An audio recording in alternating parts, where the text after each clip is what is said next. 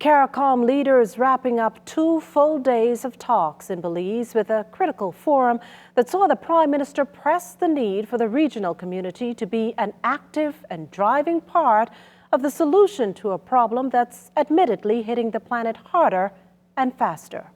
Still new to the role, Prime Minister the Honourable Philip Davis doesn't shy away from the fact that he comes to the table with no agenda other than the hand of friendship, cooperation and peace for the region and hemisphere.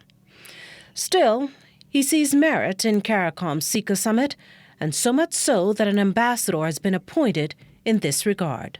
It is a sign of my country's commitment to engagement in the region at a level that has heretofore not existed. I've asked His Excellency Sebastian to be vigorous in his engagement with the region and use his business acumen and skills in outreach for the mutual benefit of our countries and our peoples. I know he will do well. Bastian's appointment comes at a time when focus on climate change, the biggest threat facing humanity, has in no way waned. Over the last 5 years, we've had 5 hurricanes. Our property loss was over $5 million.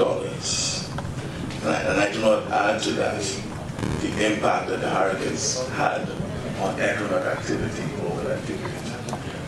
So you can see that most of our debt is directly related to natural disasters.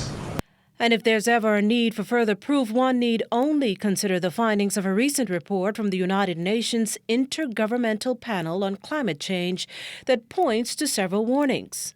For vulnerable low-lying and coastal areas like the Bahamas, it comes down to the ability of the land to support human life and livelihood, again begging the need for far less talk and much more action. The first step is to take the first step.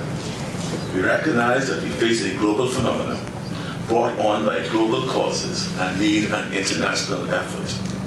Yet, when it comes to the region, we are still acting individually. I do not underestimate the challenges of stepping up our levels of regional cooperation, but leadership requires us to try again. My government still has some way to go in arguing to the Bahamian people that we must look south and north. We are grateful to our friends and allies for all that they do. The Prime Minister concluded with the promise to push an agenda that includes a strong focus on solutions, and that's all in hopes that common interest will in the end help narrow ties and strengthen bonds. Hungry and looking for something so satisfying? Something to truly tantalize your taste buds? Then make it Charlie's, the home of the #1 cheesesteak in the world. Also serving up a variety of delicious wings, freshly cooked to order under 10 minutes. With 2 locations to serve you. Mall at Marathon, open from 11 a.m. until 7 p.m. and the East-West Highway next to Solomon's from 11 a.m. until 10 p.m. That's Charlie's, the home of the #1 cheesesteak in the world. 393-3100.